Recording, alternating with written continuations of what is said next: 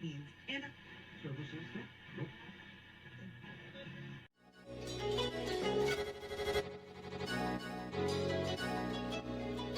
let's go.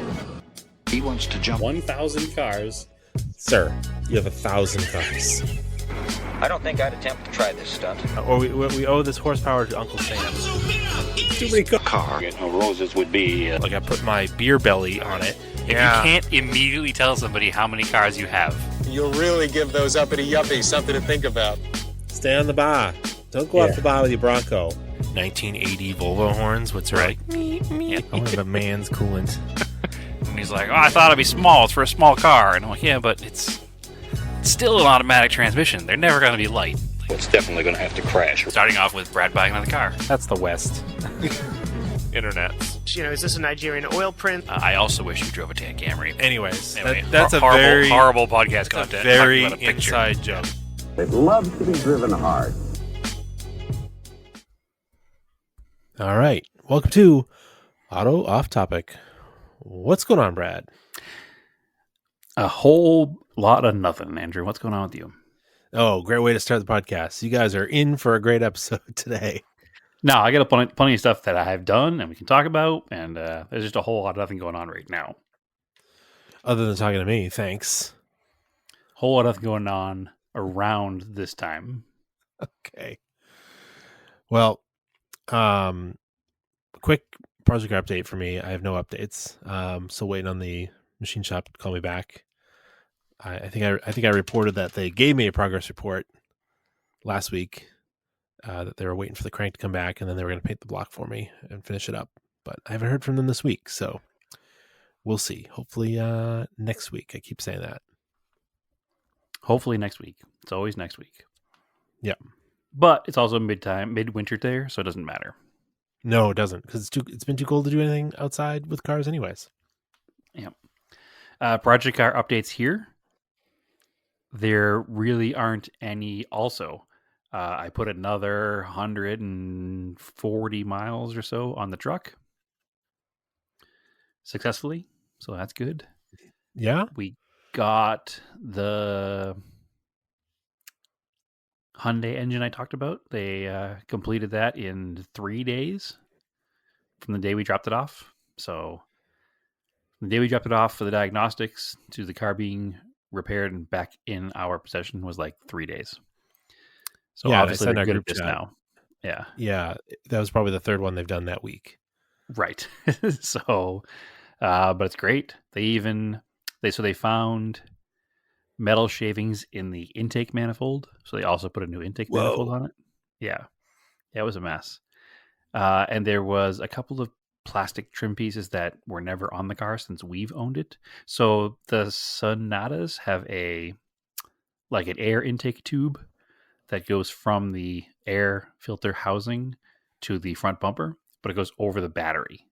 Yeah. So a lot of these things disappears. A lot of these things don't have that tube because people are lazy and change out a battery and it's gone. So it went in without one and it came back with one. So I'm actually pretty impressed. They took care of the whole car. Like, they probably didn't have to do that kind of stuff, but that's not the warranty part. Probably because it's like,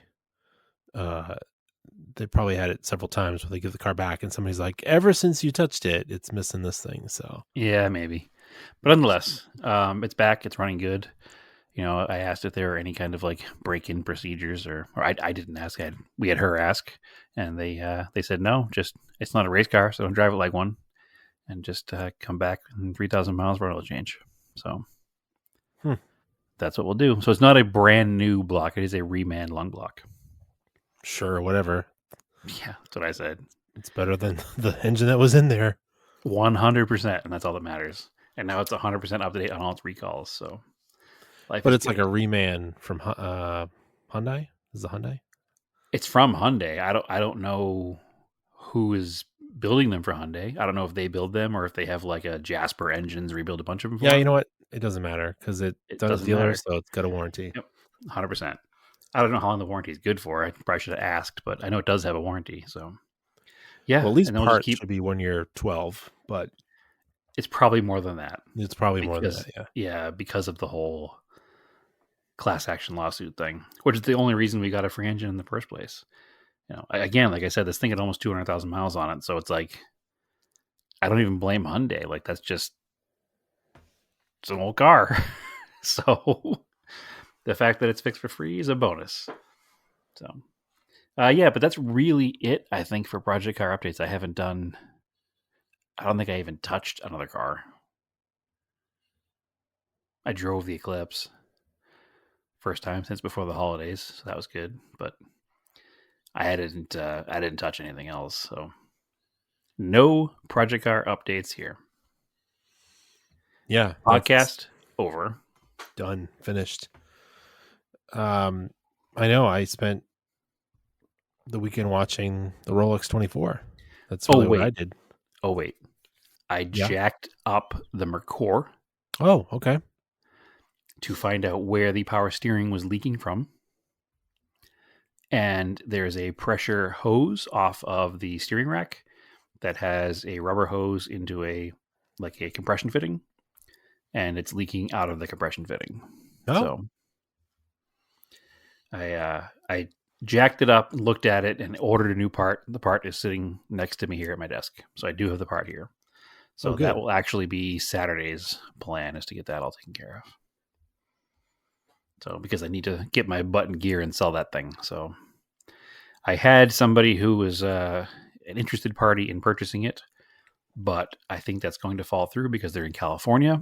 And on a further inspection of the vehicle, I thought it had a cat back on it, but it does not. It has a turbo back with no cats, which I never even thought about because I don't need to worry about it here. But that's going to make it a little bit more difficult to sell outside of here. So, not sure well, you could sell it. I can sell it locally. All 49 states. Yeah. Honestly, it's not technically legal here if you don't have collector car insurance either. But I think at this point, anybody buying it is probably going to have a collector car policy. So, I don't know why.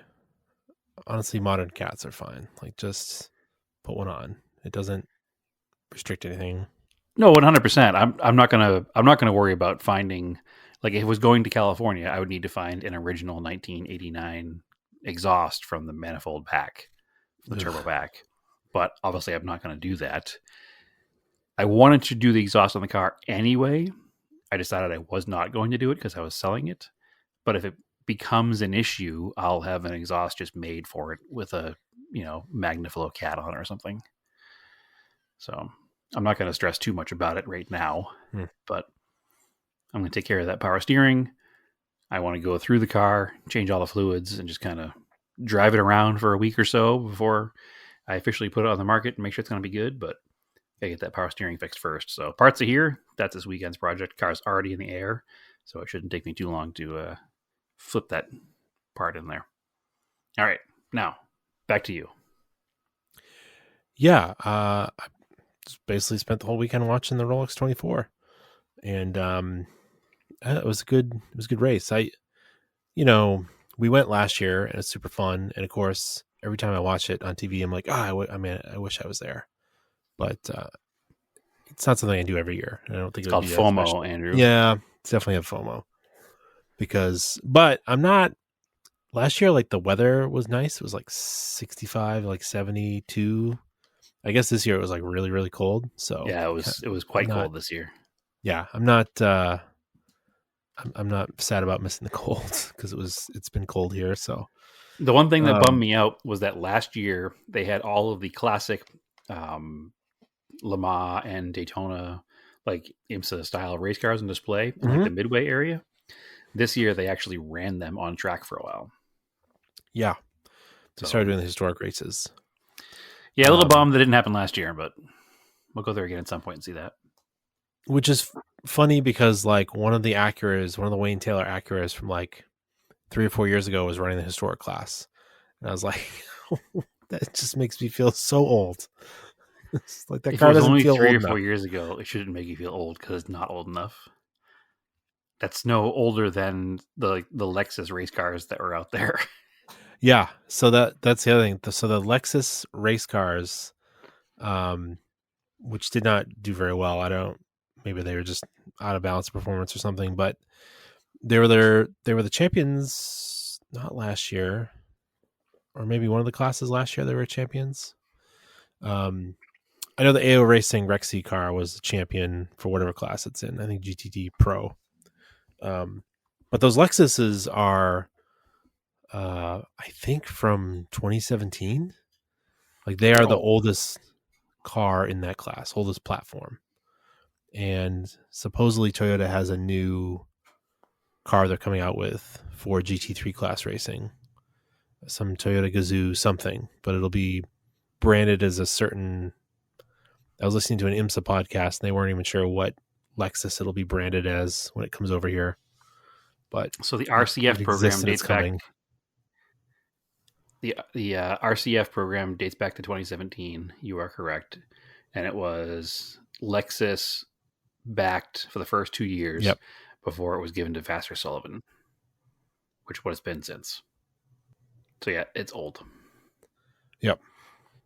So, but yeah, the new race car doesn't make any sense because it's not like an actual street car. So I don't understand how it's going to be legal. Yeah, because everything else is a street car based, like the Corvette. Yeah. I'm not sure. Yeah, it looks like an AMG GT kind of deal. The Mustangs looked really cool out there. They won the class, GTD Pro. Yeah, I like the light up Mustang on the side of them too. It's gimmicky, but it's cool. Yeah. Is it light up or reflective? It might be a light up. So I thought it was reflective, and I heard somebody say light up, but they could have been wrong too. Yeah, it's cool. The Mustang won the class, and then Corvettes were doing decently. The most notable thing that happened was Tommy Milner getting into it with one of the BMWs that wouldn't let him pass. So, admittedly, I only watched the last 3 hours of the race, and I got to see not a bad time to start watching it. Yeah, I got to see that, so that was cool. The BMWs were racing quite dirty. What was it, the number 1 car and the number 48 car? And number 1 was on the lead lap. Number 1 was cool. He wasn't doing anything wrong. And the Corvette and number 1, I think it's number 3 Corvette, were challenging each other for position. Yes. And they came up on the 48, which was in like P12, but like a lap down. It's 44 laps down. Was it? Yeah. Yeah, it wasn't even close. And he just like rolling roadblocked the Corvette. Yeah, he let the number 1 BMW by and then was blocking the Corvette. Yeah. It was not cool. And then the Corvette got into the 1 a couple times trying to make a pass. And it was just like it was like NASCAR, like kind of. Oh no, sorry. The one was behind the Corvette. The Corvette was in front, and they came up on the 48 car, and the 48 car was blocking the Corvette so that the BMW could catch and pass the Corvette. And what happened was they went into that international corkscrew, and the number 48 car just kind of like stood on the brakes, and the Corvette had to take an evasive move to go around it, but the BMW number 1 car was already passing him, so they tagged each other. They doored each other trying to go around the 48 car. That's what happened. But it was a very obvious brake check in the turn on the Corvette. So it was dirty racing, 100%. Yeah, I believe it was Farfus. I don't remember which driver was which. Who's actually... I saw an Instagram post from the Bathurst 12 hour is already in Bathurst practicing for the 12 hour, which is crazy because that's this weekend. Yeah. So I'll try to watch some of that.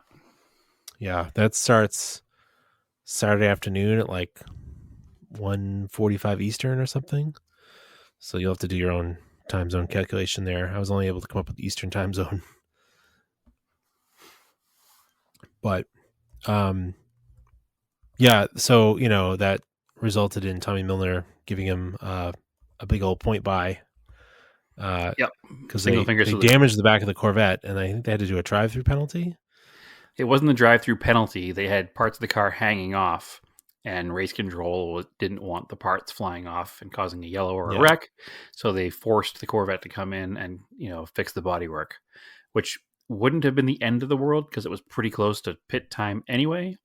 And they should have been able just to come down, pull it back a little bit and cut it off with a reciprocating saw real fast. But unfortunately, what they showed was the piece of bodywork that was hanging off also contained the hookup for the air jacks. So they couldn't just rip it right off. They had to actually try to reattach it in some form because they need obviously access to the air jacks. They couldn't just cut it off. So it took them a little extra time to do that. And the BMWs had no damage. The number 48 car did get a drive-through penalty. BMW. Yeah. But he was already 40-something laps down. It didn't matter. Yeah. You know what's got a drive-through penalty was Connor Zilch in the TF Sport Trackhouse Corvette. He came down on the turn 1 and accidentally just a little too hot and got into one of the LMP2 cars and spun him. Yep. And he spun on himself because they were doing pretty well. They were up in top 10, which is cool. So that was cool. Finding out about, I didn't realize that Justin Marks, the guy that owns Trackhouse, started in sports car racing. So I was all excited to finally get a sports car team to go back to sports car racing. I was like, yeah, that's sweet. It's interesting too, thinking about that Connor Zilch move. That kid's 18. Yeah. The fact that he's out there in a top level IMSA sports car at 18 years old, that's a pretty minor incident. So, well, he won in LMP2 last year. I mean, there were several teenagers running. Yeah, for sure, which is crazy. Wild to me. Yeah. And he won an Xfinity race on a road course, of course. So he's an up and comer to watch. Yeah, absolutely. I think he'll be doing Cup Series road courses this year too. Yes. So, because SVG is going full time in the Cup Series, and we'll get to some NASCAR news after this. But of course, we were there last year when the Penske Porsches won, which they hadn't won in 50 years or something. Yeah, very long time overall. And now they've gone back to back, which is crazy. But I was really, really pulling for that Acura. Yeah, it's funny to say you're rooting for the underdog, and the underdog is Honda, but it's not Penske. So yeah. But the Cadillacs were fast, but there was that massive wreck in the middle of the night. You must have seen the clips from that. Yeah, I did. And I also saw the blue Cadillac go airborne at one taken point. Out there, and then yeah, and then I think the Wayne Taylor Racing car had a suspension failure and just went into the wall. Yeah, so, after it went airborne, different car. Oh, it was a different car. Yeah. So, yeah, interesting. Cadillacs have been pretty fast, and they just had completely awful luck this year. Just didn't make it. That's what happens in 24-hour endurance racing. Well, it is still pretty amazing though that after 24 hours there's usually still 2 or 3 cars on the lead lap that are challenging each other. So again, that BMW Corvette battle that was a door-to-door battle for a while was in the last 3 hours. That's crazy. Yeah. Or even the BMWs, the number 10 BMW, with about an hour and 45 minutes to go. The prototype cars. I can't the prototype car. I'm totally blanking on the driver. Kobayashi. There's 4 drivers per car sometimes, so it's hard to keep them all straight. Yeah. But I think Kobayashi was driving at the time, it was just like an hour and 45 minutes ago, was on an absolute charge after that restart. And it was like, oh man, maybe BMW could take this. And then just fell off and fell back and just couldn't keep up with the Porsches. So, but it's a cool race. I definitely want to go back. My son saw me watching it. He wanted to go. I'm like, well, we'll wait till you're a little bit older and we'll go, because it is a super long day. But the other thing, there's something else, and I'm blanking on what happened. But You could take him to a different IMSA event. yeah, we've been to the one. We went to the one at Lime Rock, which is apparently ended up being the last one, and they are not going back there. So that's annoying. But I completely forgetting. I had something else to talk about for the race, and I can't remember what it was because so many things happened because it was a 24-hour race. Yep. But it's a cool race. It's a really good time to be an endurance racing fan because the endurance racing is really good. It's easy to watch, or it's easy to find and get access to watching it. I watched it. I've got the Peacock app, so it was on there full 24 hours, no interruptions. When you've got things like, you've also got, especially with the kind of parity they've started to do with the GTD cars are very close to GT3 cars.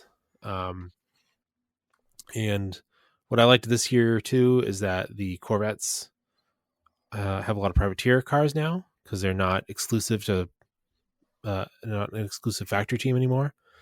So that was cool seeing a bunch of Corvettes out there. You said GT3, but the two classes are GTD and GTD Pro. That's correct. They are close in rule set to the World Endurance Championship GT3s. Oh, okay, gotcha. So there's more available cars. Yeah, they're very close. They're slightly different, but their work, I know they're talking about trying to make stuff a lot closer so that you'll have even more manufacturers in there. They should. Like that new Lexus that will eventually come here is built to World GT3 standards, I believe, so they can use it elsewhere. But anyway, if you want more endurance racing, there's plenty of endurance racing coming up. It's a World Endurance Championship. I think I think they just did Dubai, but maybe it's like Qatar 24 hours or something might be coming up, or 12 hours. There's a bunch of endurance races in the Middle East that's coming. You've got the Bathurst 12 hours this weekend, which you can watch all that stuff on like YouTube.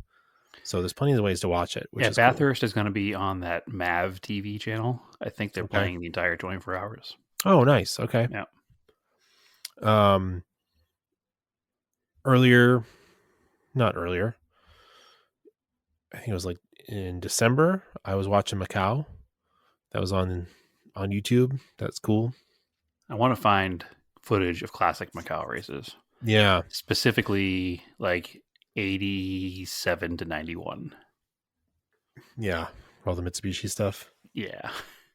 So then you've got all of that stuff.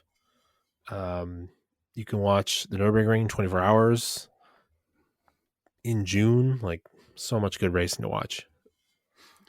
I mean, it's a good time to be a sports fan in general. Like, just waiting for this podcast to come on. I was literally watching, because it was on cable TV, the Magic Johnson return to basketball game in '96 and the Lakers versus the Warriors. Like, just they're replaying the whole game. And I was like, I'm going to watch this. So nice. It's just the kind of thing. There's just so much cool content out there if you're a sports fan anyway. So car racing just kind of gets lumped into that now as well. So it's good. Yeah. I don't subscribe to the WRC app because it's just one more thing to subscribe to. Correct. But they do, we were just talking about before we went on to record, they do recaps on YouTube a couple days later, maybe hours later, I don't know, of each day. So Rally Monte Carlo was this past weekend. Not a lot of snow, but a lot of ice. Yep. And Seb Ogier won in a Toyota. It's like 10 wins at Monte Carlo, which At is Monte crazy. Carlo. Yeah. Yeah. It's pretty insane. And I feel like I was watching it. I feel like Hyundai is the spiritual successor to Mitsubishi. In my opinion. Well, Mitsubishi created Hyundai in America. So, or in general, because they gave them engines. And then the first Hyundais to rally were the Tiburons in America, and they all had Mitsubishi engines. So there's definitely some truth to that. Yeah, and I just think Hyundai is just being the coolest car company with all the motorsport stuff they do. Absolutely. And it's alternate universe. Toyota's up there too, but Toyota's pretty cool. But you know what Toyota Yeah. doesn't seem to want to do is license their cars for video games, which is kind of a weird thing. even the race cars? I don't believe the EA WRC game has Toyotas in it. It might. I could be wrong. It doesn't have any classic Toyotas. I'll tell you that. But anyway, again, all that stuff's cool. It's easy to watch if you want to get into it. It's on. Yeah, those they're like 10-minute recap per day, so it doesn't delve in very deep, but they give you the highlights. They kind of show you who's leading, why they're leading, and who isn't leading anymore, and why they're not leading anymore, which is really the most important part, I guess. So it's a good, quick little synopsis. And they also have a second channel where they put up all of like the in cars and stuff. Yeah, it's really cool. And I say this because, you have so many people that have gotten into motorsports from watching that F1 show on Netflix. And then, when I'm watching like something like the Rolex, I'm usually also scrolling like threads or something just to interact with other motorsports people. And you get all these people that are like, oh man, endurance racing is cool. I didn't realize you could race different cars on the track at the same time, because they've only ever watched F1, like they're new to motorsports, but there's this whole other world that's beyond. Whoa, cars F1. pass each other? Yeah, which I think F1 is extremely overrated and boring, but to each their own. As a technical aspect, it's amazing. As an actual spectator race, it is 100%. I also agree, overrated. Yeah, I am much more into mixed class endurance racing. Yeah, would be my number one. Then rally. Then NASCAR. Yeah, I don't know if I could put them in order. I'd probably put rally first if I could, though. Just because. Yeah. So that being said, not only is the Bathurst 12-hour, we've got the Clash this Sunday. Is it this Sunday? At Bowman Gray Stadium. I believe so, yeah. Wow. I thought it felt a little early, but it's it's this Sunday because they were February 2nd. Again, I was looking on Instagram and they're showing they've got all the cars. They're doing like tech inspections at like Charlotte because there's no space at this other place. So I mean, it's literally a high school football stadium. It's crazy. Like, yeah, it's so small. It's gonna be cool. Hopefully it's a good race. So, I don't know what time it's on. It's probably on at like 6 or something. It's 8 Eastern. So, oh, cool. That's it's a good time to watch it on a Sunday night. So, that'll be fun. 6 year. Yeah. But we're talking about you can watch all these motorsports things on different channels or on different places, but NASCAR this year is going to be in a bunch of different channels, which feels kind of weird. Yeah, it's actually a little bit odd. What's going to mostly annoy me is the mid-season races are going to be on Prime. So I won't be able to record them unless they'll allow you to watch them later. I don't really know how it's going to work. Oh, yeah. Gosh, that's annoying. And because as much as I love NASCAR, I don't love wasting my entire summer afternoon for 3.5, 4 hours in front of the television. I like to record it and watch it that night. Yeah, because the way it works out for you, they're usually playing like right in the middle of your prime afternoon out there. Yeah, it's the meat of the day. It's like the race starts at 11. Like I'm going to lose all of my productivity hours on a weekend to watch a NASCAR race, which I will for like Daytona or something. But for watch a race in Las Vegas in July, it's like I don't want to. Weird. Yeah, It's like I don't know. I'm hoping Prime will allow like later playback. Like They should. They don't with football. How is so that? How do they treat the football games? I haven't tried one. Yeah, they don't do that with football. A little late in the season now, I guess. Yeah, you missed your opportunity, Andrew. Yeah, I don't. That's the one thing I was like. They do have a NASCAR channel on Tubi now, so I like tried it out this afternoon, and it did remind me they were playing the Clash. I was like, oh, I'm not looking forward to going back to NASCAR on Fox because the coverage was not very good. So maybe they fixed it. That's kind of a bummer, but here we are. Maybe they fixed the coverage this year. Maybe it'll be what else? Perfect. With Clash. Oh, and they're also commentating this year. I don't know either. I'm gonna miss Lee Diffie, that's for sure. Well, he should be back when they go back to NBC. Because I think on Prime they're gonna have Dale Jr. and who else? Like somebody else. It's a little strange, but that's the way it is now. We had everything on at once, or everything on one service, but now we have to split it all up because everybody's gonna get their beak wet.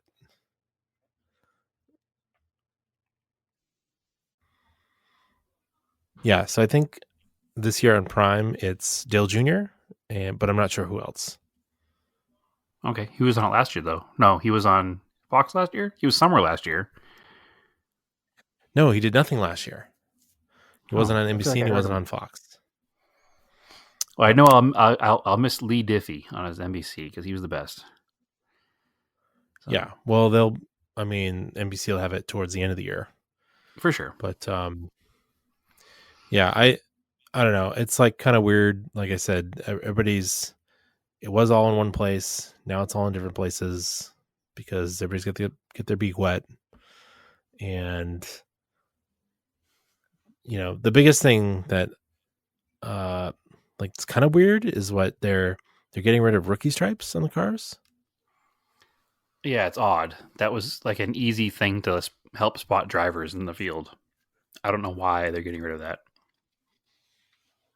So, somebody's theory I read was because you've got someone like SVG who was a rookie but had like a couple wins and top fives and stuff. So, they're not really a rookie. And then somebody else was like, they don't want to put rookie stripes on Castro Neves' car, who's running Daytona.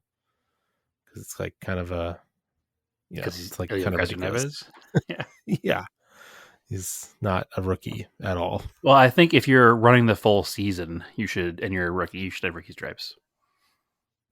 Yeah.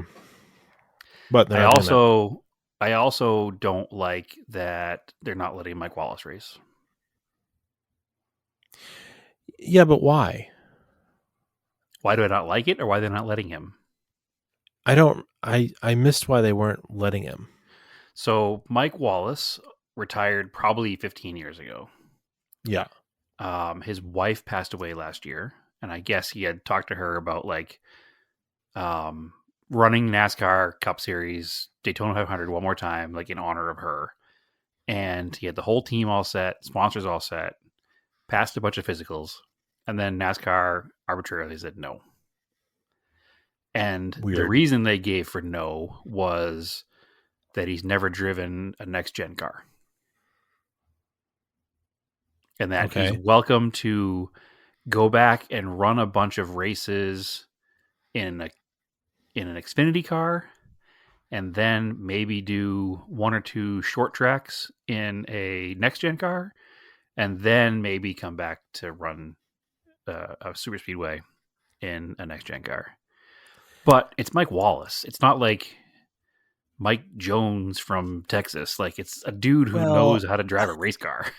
Well, you say that, but then Jimmy Johnson can't drive a next-gen car. So why'd they let him? Probably because they thought that he could drive it, Yeah, because he wasn't that far out from retirement, and he continued to drive. And then I don't know, for some reason he's just awful in a next-gen car.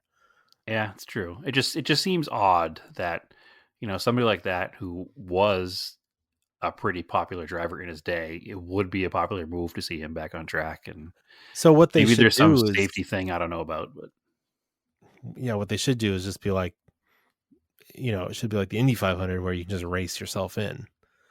And if you qualify, you qualify. If you don't, you don't. sure, Right?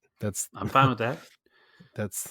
Them's the rules, right? If you can Yeah, take a next gen car up to and qualify for the Daytona 500, why can't you drive for the whole race? I don't know. if you can dodge a wrench, you can dodge a ball. Yeah. Let's make this happen. So it's weird, but I don't know. I It's know. making me upset. There's also a couple of NASCAR things that, as a fan, have kind of made me a little upset. a waiver. The waiver thing is weird for the Kyle Larson story. Like, if you Yeah. miss a NASCAR race, they're just like, nope, now you get no playoff points. It's like, that seems like abusive management at a company. Like, oh, you Well- didn't show up for work one day, now all of your Christmas bonuses are gone. Well, why do you think Denny Hamlin and Michael Jordan in 2311 were suing them? Right, and that whole thing has also made me upset. But what doesn't make any sense is, why make a big deal about trying to run the Indy 500? It's free advertising. The viewership for the Coca-Cola 600 last year was like 25% more than the year before because of Kyle Larson trying to run both. There were tons of people who watch IndyCar who were like, we're going to watch this NASCAR race now and see how this goes down. But now if you're going to like try Vice to like, versa. if you're going to try to not make it happen, then you're shooting yourself in the foot for nothing. I mean, I don't think it matters. It's especially somebody like Kyle Larson. Like, say what you will about Kyle Larson as a human, we don't like him as a human or a driver, but he's hugely popular, and this is the kind of thing that will bring more people to your sport. I don't understand it. I don't understand it. And then from the human aspect of NASCAR, this Bowman Gray race, there's this nonprofit church around the corner from the racetrack that sells parking for every event, and that's how they make money to donate back to the community every time. And NASCAR was like, Yep. sorry, we're shutting you down. That's a bad move. It's like, that's Bad another look. bad move. Yeah. Like, what is happening? Like, I hate to turn this into a, grumpy classist podcast, but come on. Yeah, that's like, I mean, you've got so much money. Yeah. NASCAR, the organization, you just go, listen, we don't want you parking people there, but just what do you usually make? And we'll just make that donation, right? Yeah, we'll double it. Yeah. And then you make a big deal out of it, and it looks. Because what do cool. they make? Like, $1,000? Like, yeah, what? It's like, man, that's just like yeah. really. Say they short-sighted. make $1,000, $2,000. NASCAR comes in like, here's $100,000. Put this to your charity this year. Like, that would have been the It's move. a tax write-off for NASCAR. Yeah. It doesn't. Yeah. it's like- Instead, now there's news stories talking about how NASCAR shut this church down and they pay for parking that they use for charity every year. So, horrible. yeah, it is. And the stuff like that bothers me a little bit. But, I mean, listen, I guess behind everything you like, there's probably some rich person screwing somebody over. So, close our eyes and pretend we didn't see it, I guess. But still make a big stink about it. Yeah. But I mean, other than that, I'm excited that NASCAR season is back. So I'm excited car watch. racing season is back. It's been a long 3 weeks without it. I know it doesn't feel like the off season's very long It's definitely not. because I mean you'll have Sebrings in March, so there's only like 2 or 3 more weeks. and they'll be back at Sebring. So for endurance racing. NASCAR ended in what, November? Yeah. So, I mean, NASCAR was done in November, and then by January, you're back to the Monte Carlo and Daytona. So, Well, even that, like the day after Christmas, it's like Dakar. So, oh right, yeah, and that's a 2 weeks that just leads into the Daytona 24. So, yeah, there's no real off season for motorsports, but much to the chagrin of the people in our lives that don't like motorsports. But speaking of annoying rich people ruining things, I went to Barrett-Jackson this weekend. okay. Yeah, we talked about, I think, how expensive it was to go. Yeah, Last $100, podcast. $100 to go. Thankfully, I have, as a former employee of the company, I have enough connections to get tickets, so it didn't cost me $100. But couple of observations this year. There were two cars that stood out to me, and it was because of the pricing. I talked about this in the Discord, so anybody who listens and is in Discord has already seen this. So, one was a 1968 Mustang convertible. Still had a 6-cylinder, so it wasn't anything special, but it was a decent looking car. Didn't look too rough. It was certainly in more complete than our 68 Mustang. Actually, I think it was a 67 Mustang convertible. But we're looking at it, and we noticed that now at Barrett, when the car goes through the auction, every car sells because it's a no reserve auction. And after the car sells, it rolls to the end of the stage, and the lady comes over and she puts a sticker on the windshield and she writes the sale price on it. And the sale price on this 1967 Mustang convertible was $3,000 for a complete running driving car. What? Yeah, that's absurdity. So we're looking around the auction. You know, we were there on a Friday, so a lot of the cars have already sold. Friday night and Saturday night are where all the really expensive stuff goes. But I'm trying to think, like, how did this car go for $3,000? Even if it didn't run and they had to push it across stage, a solid Mustang convertible from 1967 is 12 to 15 grand with a 6-cylinder. Yeah. You know, maybe 20 if it's real nice, but it was an average car. So, not that was odd. And it started making me think, like, I wonder if maybe we should, you know, just go to Barrett on like Wednesday morning at 7:45 and see if you can get a deal. Because that's probably when it sold, right? Before anybody got there. And then I start looking into the regulations for being a buyer at Barrett. Do you know what you need to be a buyer at Barrett? Probably have to verify your bank account and have like a certain amount in there, right? Yeah. But it's an absurd amount. Like, you need to verify that you have $30,000 in cash on hand. Whoa, hold on, sir. Yeah. I don't even have a bank account. Yeah. I Bank. I got $3,000 cash. Can I take you a picture? Can I show you a picture of my mattress? Yeah. But yeah, nonetheless, so I was like, so I was hoping that, you know, maybe some young kid that wants to get into classic cars bought this Mustang for $3,000.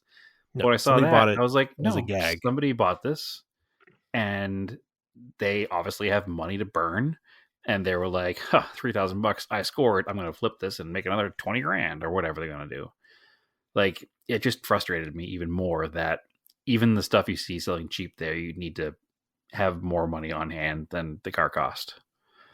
So, I mean, listen, I understand, like, they don't want somebody to try to buy a car and then they can't follow through with the car.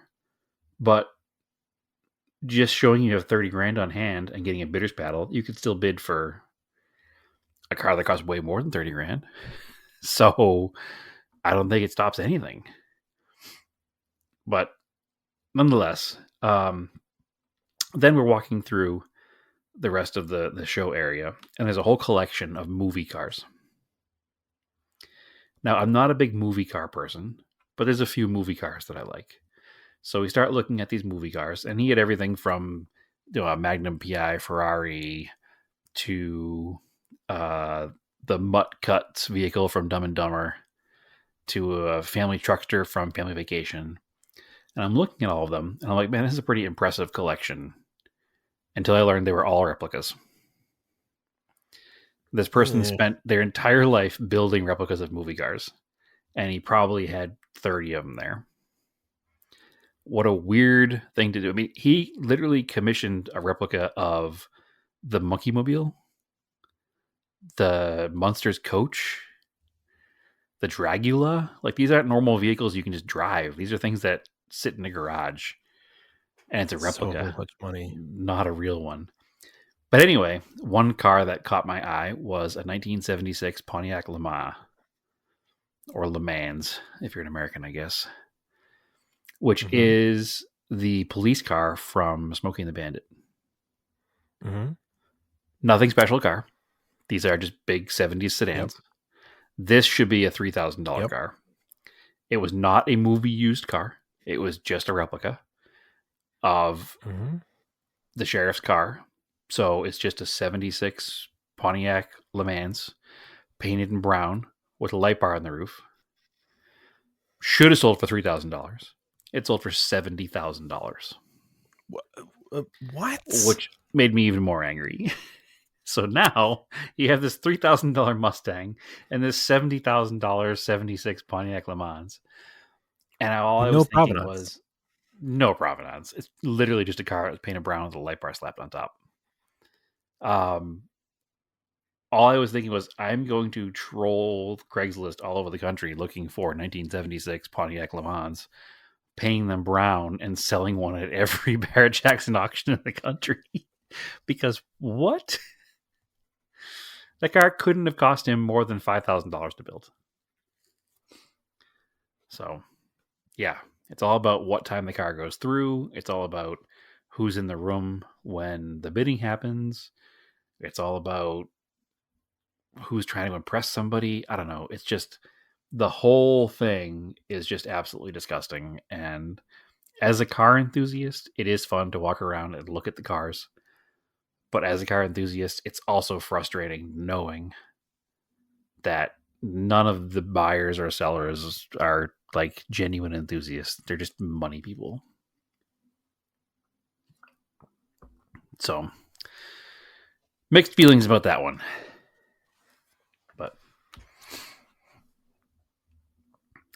yeah, there was another 72 Chevy pickup there that has all the call outs on like a boomer board in front of the car of everything, what cost what was built where. And it has a $33,000 exhaust system. Whoa. Yeah, I was like, overpaid, bro. I was like, you definitely overpaid, sir. I don't know what 33 grand into your exhaust system. But anyways, total build totaled up to like $280,000, and it sold for 32 grand. Yeah. Yeah. So I don't feel bad because he obviously was either lying or a real dummy. All that being said, did you see anything that was like worth seeing? Always. I think we kind of had a couple cars that we were looking at. Like, I'd drive that home. One of them would kill you, but I wanted it anyway. It was a second gen Corvair with a small block Chevy in the back. No firewall between the back seats where the engine is and the front seats where you sit. A cool set of like very period 80s Enkeis, like 5-spoke Enkeis. And even though it was no longer a 4 or 6 cylinder powered Corvair, it was a big V8 powered Corvair with a 4-speed. It still had drum brakes all around. So I was like, this car would kill me in every way, but I kind of want it. And that sold for $7,000, probably because nobody wanted to die. Yeah, I mean, there was a whole bunch of Mercedes-Benz 190E 2.3 Cosworths. Just, they were like, for some unknown reason, like 6 of them. Huh. Yeah. That didn't what are make those any going sense. for? 30 to 60, depending on the condition. Oof. Yeah, they're expensive. They're up there with M3s. There were a bunch of E30 M3s too. Yeah, I mean there were quite a few.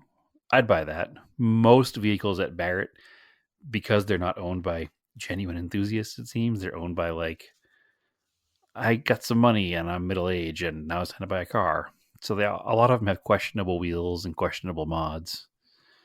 So there's a lot of that going on there. But most vehicles, you'd be like, I'd buy that, but then I'd have to change this. So there were a couple of vehicles that were built on TV shows. And I'll tell you what, they are absolute garbage in person. Every TV show car I've seen in real life has been garbage. And it held true this weekend too. So, but yeah, lots of lowlights, a couple minor highlights. It's not the kind of thing that you go to as a true car enthusiast and are blown away by anything. It's the kind of thing you go to as a true. What about the Skylines? So the Hakosuka style Skylines? Yeah, the ones that they were advertising. There were two. And they were, neither one of them were real GTRs. They were both Skyline GTs, GTR badging. And they were average at best. I meant the race cars that they. That was not at Barrett. Oh, okay. No, that was at Bonhams, and unfortunately, I did not make it to Bonhams. So,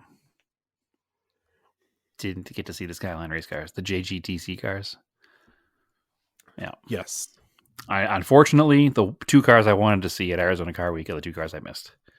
So there was a couple of Hakosuka like GTR clones there. Yeah, they were Hakosuka like GTRs, but they were Skyline GTs with GTR badging and cut quarter panels for flares. Yeah, painted silver, and they were both of them were like average at best. There was I think it's a C210 body style Skyline. I could be wrong. It's like the 81, 82, 79-ish Skyline. It's after the Ken Mary car, but before the R32 and before the R31. It's like the sort of looks like a Ken Mary. That was supposedly built by Top Secret, as in Smoky Nagata in Japan. But I couldn't find much documentation on it, so I don't know whether I truly believe it or not. Because those vehicles also were badged. That car also was badged GTR, and that body style Skyline never came in a GTR. They just came in a GT. So it had some legit stuff on it. Like it had those newer Star Road wheels and some HKS stuff, but I wouldn't. I was excited to see it when I was looking at it, and I was like, maybe, I don't know. So it was kind of parked outdoors under a tent. It wasn't featured inside either, which if it was something special, usually they get parked indoors. So like the Huna truck was there for sale. That was cool to see in person. Interesting. Yeah.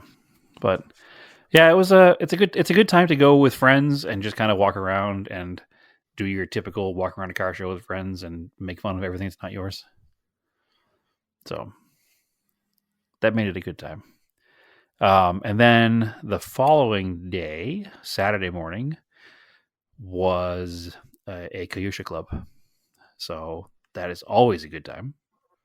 And there was a real Hakosuka GTR there, so that was nice. Nothing I haven't already said about that show, I couldn't say anymore again. Like it's just the best. I did not bring a car to the show. I was in the truck. So I just kind of parked off to the parking lot's over because it was not a show vehicle by any means. Even with me not bringing a Cressida there were 4 Toyota Cressidas. So that's the kind of event it is. So I like that. But good times. That's a show that if you're ever in town when one of those is happening, you cannot miss. It's it's a real good time. So But that's it. We went to Pavs Saturday night because it was the last night of Car Week in Arizona. And Car Week in Arizona is getting bigger every year. I think they're trying to make it much like Pebble Beach Car Week or Monterey Car Week. There is, like I think I talked last week about that, there is a concourse and there is the auctions. And then there's a bunch of little events going on during the week, even midweek. I realized too late that I was invited to as a Haggerty member, I got an e-invite to the Haggerty social they were doing. It was free food and drink and parking for Haggerty members, but it was limited to a number of people, like first come, first serve. And I didn't know there was an email until after it happened because Haggerty sends 1,000 emails a week, so I don't pay attention to them. So I probably would have gone to that had I known, but I did not know. So also, I didn't take a lot of time off from work for Car Week because I just got back from vacation. So maybe next year I won't be on vacation the week before, so I can do some more of the midweek car stuff. So I lived vicariously through some friends who were doing car stuff all week. But yeah, I missed the Bonhams auction. After Kyusha Club, I was going to go, and then other stuff happened, and the day got away from me, and I was like, I'll go tomorrow, and then didn't realize that it was not going on the next day. So I missed it. But que sera, sera. Yeah. All right. Car Week in Arizona 2025 is over. Yeah, that's cool. I'll definitely, we'll see. I'll try to get out there, at least for Kyosha Club. Yeah, it's worth it. There seems like they're doing them once a month during the cooler season. So, all right, cool. Anything else? I don't think so.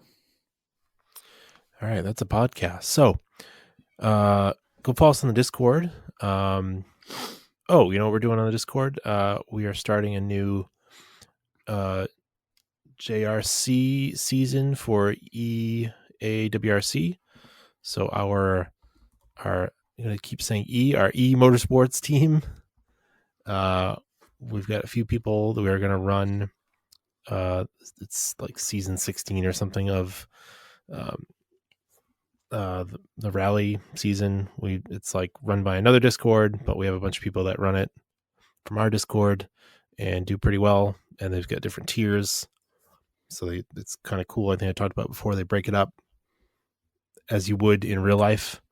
So there's like people who are fastest get to run the current WRC cars. And then people who aren't as fast run people like me one right level down. Yeah. And then I'm like third fastest. So I run like the entry level cars that you'd get at the back of the field.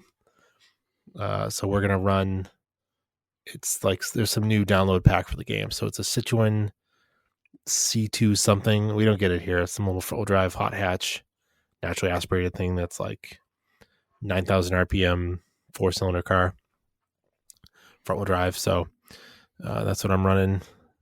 But yeah, that's a reason to come join the Discord or just hang out with us and talk about cars. I guess I should download this game because this is not Dirt. It's a new game, right? It is not Dirt. They bought out Dirt, EA Sports, and I believe they brought on along the same developers, and the game is just as good, if not better. Oh, it's currently on sale on very Xbox good. for $14.99, so I should probably just buy it. Does it come with all the download stuff? Because that download stuff might be extra, but you can start with a regular game. It says we were talking about EA Sports subscriptions. WRC 24 has only one option. It doesn't have options for download packs. Oh, the expansion pack is $30. Yeah, it just came out, but it's like 3 or 4 expansion packs. You can start with the base game if you want to try it first. No problem. Yeah, the only thing I would double check is I don't think it's on like Game Pass. We were just talking about how annoying subscription things are, and like I don't have Game Pass subscribe to anyway, so I have Game Pass because certain games are included on it, like the Black Ops game, Call of Duty. Instead of paying for the game, it probably works out if they keep putting Call of Duty games on the Game Pass, it probably works out the same as buying them. I don't know. It's all a scam. Everything's a scam. My Xbox is strictly a Forza, Grand Theft Auto, and Rally machine, so it doesn't do anything else. So I don't play enough games. I know you play more games than I play, so I don't play enough games to make Game Pass worth my while. So I don't have it. I only have it, and I play that one game that's on it. But I think I was using it to play some other games that were available. I forget. There's some other game. Oh, you know what's on Game Pass? That's fun. We're getting a little off topic. Is the Indiana Jones game? Sure. It's actually a really good game. So if you wanted to try that, it's on Game Pass. I don't. But anyway, yeah, that's a good reason to come join the Discord. Come hang out. You follow us on Facebook, Auto Off Topic Podcast, if you want. We're on Threads. Facebook. We're on Threads is Auto Off Topic. I'm on Threads, and Instagram is Race and Anger. Yes, the Facebook account on Threads is not us. No. Brad, where can they find you? They can find me on Instagram at TSISS350. They can find me on Threads at the same once every 2 months. And they can find me on the Gearhead Project forums. Oh, and you know what I forgot to talk about that I talked about doing for New Year's resolutions is I actually finished the front brake video for the Crosstrek. I edited it all together and put it up. It is on YouTube. Not that it's super exciting, but I needed a companion video to go with the rear brake one. I let it sit for like a year. I had people asking questions on the rear brake one, like, do you have a front brake video? So it's finally up there. Now you do. I also finished the one for doing the struts, putting the Bilsteins on it. And that was, I realized I went back and started editing it. I had like a mic that I didn't turn on like after I ate lunch or something. So there's a whole like 3 or 4 minutes that I had no audio that I had to do voiceover for. That's probably why I stopped editing it. But now it's all done and it's like 50 minutes long. It's up on YouTube. If you want to just hit like for me, and then you can just let it play in the background and give me some play minutes. You don't have to actually watch it, but it's up there for people to work on their cross treks. So I'm going to try to do some more. I've got some other videos that I've never edited, like stuff on the G20 that's just sitting on my computer. So I'll try to get to that when I have a chance. Next time you come out here, I want you to help me set up some camera stuff to show me how you do it so I can start making some too. So yeah, I got to actually look into upgrading the camcorder, but it's like 10 years old at this point. So, but anyway, I think that's a podcast, Brad. Excellent. All right, cool. As always, keep cars analog. Any of the roses.